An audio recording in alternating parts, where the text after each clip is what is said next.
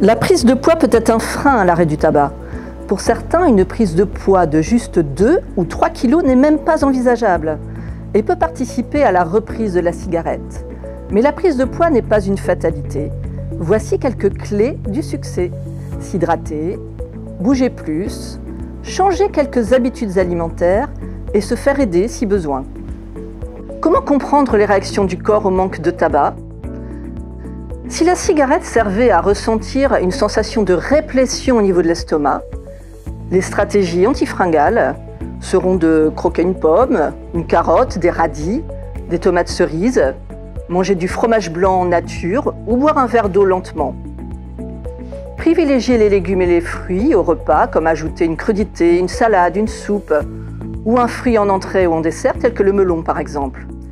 Ils permettront de faire durer le repas 20 minutes et de stimuler le centre de la satiété au niveau du cerveau et d'être ainsi mieux rassasié.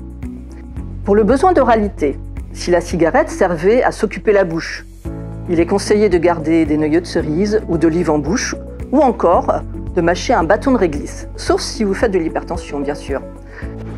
Si la cigarette modifiait les goûts, on sait que le fumeur atrophie ses papilles gustatives en fumant et a un goût salé assez prononcé, ce qui lui donne une attirance pour les aliments gras salés riches en protéines, comme la viande, la charcuterie, le fromage. Et à l'arrêt du tabac, son goût se modifie et devient plus sucré. Si la cigarette servait de coupe-faim le matin et coupait l'envie de petit déjeuner.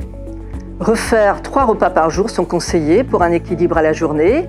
Si la cigarette permettait de s'occuper les mains, éplucher des mandarines, mettre la main à la pâte, faire son pain, peuvent aider à utiliser ses mains autrement. Si la cigarette était un stimulant ou un déstressant, ajouter des aliments riches en magnésium, comme les céréales complètes, les légumineuses, les fruits oléagineux, surtout s'il y a déjà eu des problèmes de constipation à l'arrêt du tabac. Bouger plus et se détendre. Retenez que se détendre et bouger font diminuer le tour de taille en limitant la fabrication du cortisol. Quand on fume, la nicotine contenue dans le tabac brûle 200 calories par paquet de 20 cigarettes. À l'arrêt du tabac, un tiers des fumeurs risquent de prendre les 3 à 5 kilos qu'ils auraient dû faire en étant non-fumeurs.